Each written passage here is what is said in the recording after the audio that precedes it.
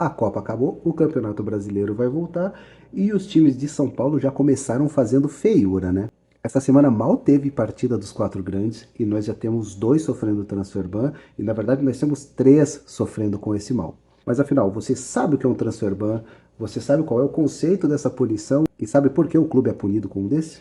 Salve galera, eu sou o Nil Ferreira, sejam todos muito bem-vindos ao meu canal e hoje eu vou explicar para vocês o que é o transfer ban, por que ele é aplicado e quais as consequências dessa punição. E vou explicar por que São Paulo, Santos e Corinthians estão com essa punição. E ainda vou dar um panorama comparando com a situação do rival direto, que é o Palmeiras. É claro, eu vou explicar qual é a situação de transfer ban de cada um. Certo, vamos começar com o conceito de transfer ban. O transfer ban ele é um mecanismo criado pela FIFA que é para punir os clubes que são inadimplentes nas suas transferências. Por exemplo, você comprou, você não paga essa transferência, automaticamente você vai sentar na graxa, vai tomar uma punição. Qual é a punição do transfer ban? Existe uma confusão no Brasil, já aconteceu inclusive com o Corinthians, que eles estavam com transfer ban e estavam negociando um atleta. E a galera falou assim, pô, a CBF tá passando pano porque é o Corinthians, tá com transfer ban e tá negociando atleta. E não, o transfer ban ele não te proíbe de negociar atletas, não te proíbe de comprar atletas, nem vender. O que o transfer ban vai fazer é que você vai estar proibido de inscrever atletas em competições oficiais. E a FIFA pode impor isso. De que maneira? A CBF responde à FIFA e a Federação Paulista responde à CBF. Automaticamente, se a CBF proibir um atleta de bidar, né, que a gente fala, de ser registrado, ele não pode atuar enquanto o clube está respondendo por transfer ban. E quanto tempo é esse transfer ban? Ele pode ser de 6 meses até 3 janelas. Então nós sabemos o prazo e o porquê disso. Mas aí acabou esses 6 meses, acabou o transfer ban? Obviamente que não. O clube terminando os 6 meses lá, ou as 3 janelas do seu transfer ban, depende da punição que a FIFA vai te aplicar, ele segue sem poder registrar atletas. Porém, com esses 6 meses, o credor desse clube pode entrar com ações mais severas da FIFA. Então você pode desde tomar uma multa muito pesada até ser punido com a perca de pontos. Então você pode até ser rebaixado. Na Itália aconteceu. Teve um clube, eu não vou lembrar agora quem, mas teve clube grande que perdeu 9 pontos lá e caiu. E foi por um pagamento de imposto, não foi nem de transferência de atleta. Então é válido dizer que esses clubes faliram, que eles quebraram, que eles já eram? Não, não exatamente. O clube não precisa nem quitar a dívida, na verdade, para sair do transfer ban. Se o clube com o seu credor chegarem num acordo e a FIFA homologar esse acordo, desde que o clube pague corretamente esse acordo, esse transfer ban cai. É o que normalmente acontece no Brasil, né? Os caras deixam acumular e a hora que ferrou de vez eles vão lá e pagam para não tomar essa punição. Mas agora, falando aqui sobre os clubes brasileiros, né? Na verdade, especificamente sobre os quatro grandes paulistas. E agora o que acontece com os quatro grandes paulistas? Eu vou falar para vocês a situação dos quatro grandes, começando do menos pior, porque não tem melhor numa dessas, né? Até o mais arrebentado. E eu vou excluir o Palmeiras nesse primeiro momento, porque o Palmeiras não tem transfer ban, muito pelo contrário. E galera, antes que alguém venha xingar aqui, eu curto o debate, eu curto a zoeira, eu curto, acho super legal. Antes que alguém venha zoar, sim, eu sou palmeirense, tem vários vídeos no canal falando que eu sou palmeirense, mas isso aqui não é um vídeo para zoar ninguém, tá? Isso aqui é um vídeo seriamente, sério, imparcial, informativo, para a gente debater o assunto e entender o porquê disso tudo. E logo logo eu vou fazer um vídeo falando sobre como São Paulo poderia dominar a América, cara. E eu contando até com os Estados Unidos, tá? México, Canadá, a gente poderia dominar a América, mas os nossos dirigentes não deixam. Só que o caso de hoje são os três transfer bans que estão bem feião, tá ligado? Os três clubes que estão numa situação bem feia. Bom, em terceiro desse ranking da tristeza aí, fica o São Paulo. Ele está tomando um transfer ban pela primeira parcela do acordo de compra definitiva do volante Marcos Antônio, junto à Lazio. Dá para dizer que é o mais controlado porque se trata de uma dívida e nem é uma dívida tão alta. O São Paulo pode chegar num acordo aí, né? Se a Lazio for um pouquinho flexível, o São Paulo chega num acordo e eu acredito que esse transfer ban ele caia antes da próxima janela. De qualquer forma, né, todos os atletas adquiridos antes do transfer ban, o transfer ban do São Paulo foi na segunda, foi ontem. O transfer ban do São Paulo foi ontem na segunda. Acredito que seja o menos grave, ele já registrou quem ele tinha que registrar. Então, até o final do ano, eu acredito que o São Paulo regularize isso, até porque é um clube que, apesar da péssima administração que ele tem aí, já tem mais de uma década, É um clube que gera muita renda, então se ele concentrar seus esforços ali e não tentar fazer nenhuma outra loucura, eles conseguem sair fácil desse transfer ban. O Santos fica um pouco mais enrolado que o São Paulo, porque a situação deles se arrasta desde 2023, quando eles compraram o volante Gianluca da Lazio, né? Jean Lucas da Lazio.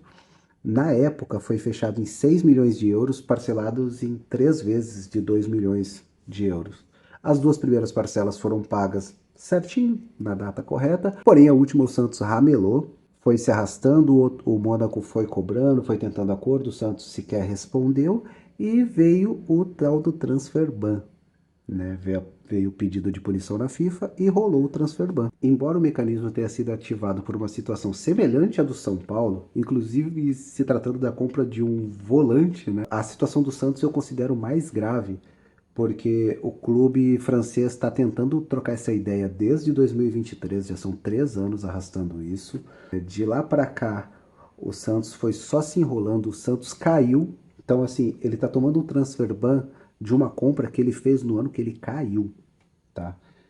E o Santos agora voltando da Série B e disputando a Série A com essa queda de renda que ele teve, queda de premiação e tudo, e não vem fazendo um bom campeonato, eu acredito que tanto a paciência do clube francês deve estar bem curta com o Santos, então vai ser um acordo mais complicado de se fazer. E quanto as rendas do Santos são menores, tanto por tamanho de torcida, por poder de arrecadação, tá voltando de Série B, então a situação do Santos fica delicada por isso. O clube francês, eu acredito que vai ser meio intransigente nessa negociação, fica um pouquinho mais difícil para o Santos.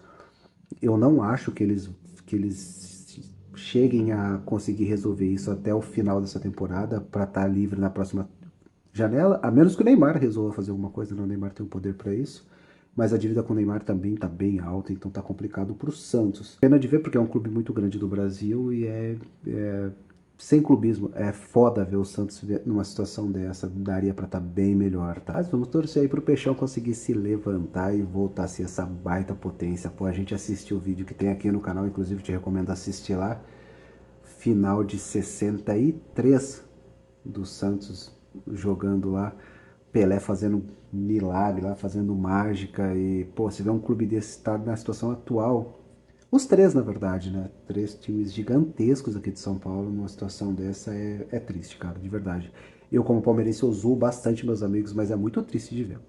Mas logo logo o Peixão tá de volta aí. E agora vamos falar do mais arrebentado dessa história. Vamos falar do Corinthians que, pô, na anterior tinha pedido música e agora é tetra, né? Nessa terça-feira, dia 21, o Corinthians conseguiu tomar o quarto transfer ban em 2 meses, mano.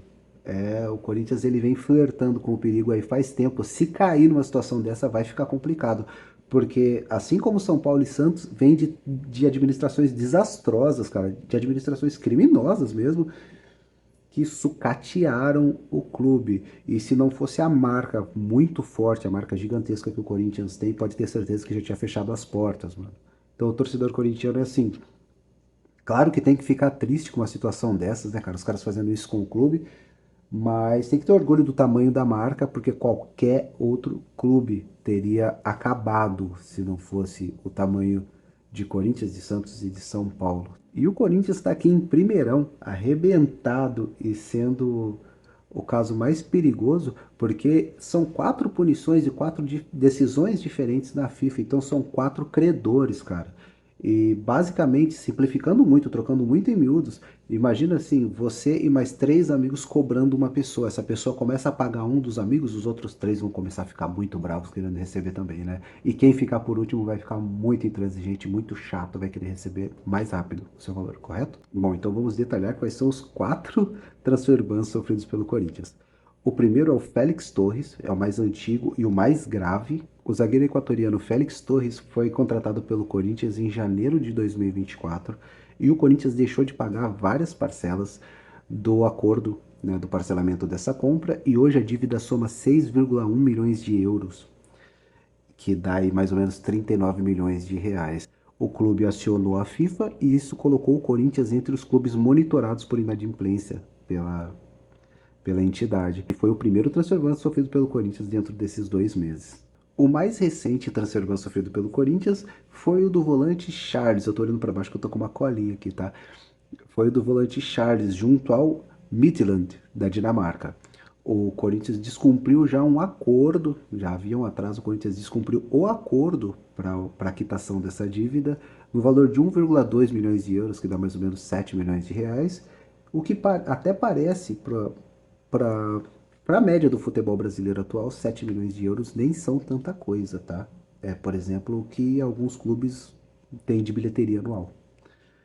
Porém, o Corinthians, somado a todos os outros problemas do Corinthians, isso vai ficando uma coisa maior. Esse transfer ban, inclusive, foi nessa terça-feira, né? Eu tô gravando na terça-feira. Esse transfer ban foi hoje e foi o quarto do Corinthians. E aí eu não tô contando na ordem porque os outros transfer bans foram feitos por processos movidos por atletas ao Corinthians. Então, eu não detalhei lá no começo, mas pode acontecer não só entre clubes, não precisa necessariamente um clube acionar o outro. Atletas podem acionar o clube e são os próximos dois casos aí envolvendo o Corinthians que eu vou contar para vocês. Bom, o primeiro deles é o meia Matias Rojas. O paraguaio, ao sair do clube, já acionou na FIFA valores referentes à sua rescisão contratual, que o clube não teria pago, que gira ali em torno de 6 milhões de dólares, que dá mais ou menos 33 milhões de reais. E o Corinthians tem um transfer ban sobre isso, já rolando. E é uma das maiores. A condenação já é de 33 milhões de reais, tá? E é uma das maiores punições do Corinthians, uma das maiores dívidas do Corinthians perante a FIFA, que é um belo agravante aí, vai ser complicado pro Corinthians quitar isso, tá? Diego Palacios, o equatoriano lateral esquerdo, é o quarto transfer ban do Corinthians, também por dívida relacionada a valores de sua rescisão, né, do seu contrato. Os valores dessa dívida não foram divulgados, apenas foi divulgado que o atleta moveu a ação e que a FIFA acatou e condenou o Corinthians. Então o Corinthians precisa entrar num acordo com o atleta, senão vai ficar ativo, ele não vai conseguir. Além de não conseguir registrar ninguém, ainda corre o risco de punição com pontos. Você imagina se o Corinthians perde, sei lá, 6 pontos para cada transfer ban que ele não conseguir? Cai. É uma bola de neve, cara. O que mais preocupa no Corinthians não é só o valor dessa dívida gigantesca. Eu chuto aí que deva ficar tudo perto de 100 milhões de reais, 70, 80 milhões de reais. Mas é como tá borrifado, são vários credores. E como eu disse anteriormente, um vendo o outro receber, é claro que vai gerar uma indignação, vai gerar um pouco mais de energia na cobrança e um pouco mais de severidade na punição. Então eu acho muito difícil o Corinthians derrubar isso até o final do ano e conseguir inscrever novos atletas, cara. O que é muito perigoso porque com certeza já já sai gente do Corinthians também. E aí o time, não só o risco de perder pontos por punição, mas perder pontos por falta de elenco, né? Porque agora nós entramos numa fase que, por exemplo, o Palmeiras nos próximos 2 meses vai fazer 18 jogos, que é um volume absurdo por conta da parada da Copa. Aí, sem contar com o atleta desgastado, atleta que competiu e tal. Então o elenco agora é primordial. Então o Corinthians ele não tem essa perda só financeira, ele tem uma perda muito grave no aspecto técnico. Porque o time já não é tão forte assim. O Corinthians tem uma boa equipe titular, né? Mas não passa de boa. E se começar a perder atleta e não tiver reposição, vai ficar pior ainda, mano. E já nessa esteira de falar de capacidade de elenco, falar de, sei lá, falar de compor, de poder pagar, de poder comprar. Teve até durante a Copa, o Palmeiras divulgou seu balanço do primeiro trimestre e apareceu lá uma dívida de 65 milhões de reais. O Palmeiras ficou negativo em 65 milhões de reais. E eu tive amigos me zoando, falando que o meu clube estava endividado. E eu fui estudar, fui pesquisar o que é essa dívida. E essa dívida ela é mais ou menos assim. O Palmeiras, quando ele compra um atleta, né, e nesse caso, se eu não me engano, foi o John Arias, ele já lança que esse dinheiro saiu do clube, do balanço. Né? Embora ele não tenha saído, porque o atleta foi parcelado acho que em 4 anos, em várias parcelas. Então, tecnicamente o clube ainda está no azul, só que ele lançou a dívida de 65 milhões, que eu acredito que seja uma forma de se cobrar, de não esquecer da dívida. Sei lá, mano, se alguém esqueceria de uma dívida desse tamanho. Mas fato é que se você pegar, vários clubes lançam o valor da parcela no balanço, entende? E nenhum dos dois está errado, tá? Nenhum dos dois está cometendo crime, mas os clubes normalmente lançam o valor da parcela no balanço. Então, por exemplo, o Palmeiras colocou 65 milhões nesse primeiro balanço e ele está pagando as parcelas. Então, no próximo balanço, essa dívida vai entrar novamente, só que menor, porque ele pagou essas parcelas. Só que, via de regra, no fluxo de caixa, o dinheiro está lá, né? Então, é que nem quando enrosca a boia do carro, né? É melhor que ele roube para menos do que para mais o seu combustível, né? Ou o seu velocímetro, sei lá. Analogia porca do caramba. Mas o caso do Palmeiras é esse. Nessa primeira metade do ano já rendeu meio bilhão, né? Já começou o ano com 300 milhões de receita, mas até agora, do meio do ano, o Palmeiras já tinha arrecadado meio bilhão. Ficou negativo por esse motivo, e eu acredito que no próximo vai aparecer mais negativo ainda, porque provavelmente está fechando com o Danilo, que aí era um último ponto que eu queria colocar aqui, sem tripudiar, sem zoar ninguém, falando sério agora, né? Embora eu possa rir ou zoar em algum momento, mas não é fazendo piada com a cara de ninguém. É ver essa situação dos clubes brasileiros. Você vê, pô, Corinthians, Santos e São Paulo, que são marcas históricas e marcas gigantescas em nível mundial. E você vê os caras brigando por transfer ban de 1,2 milhão, cara. Aí você vê o Palmeiras negociando o Danilo, o Flamengo negociando a Almada.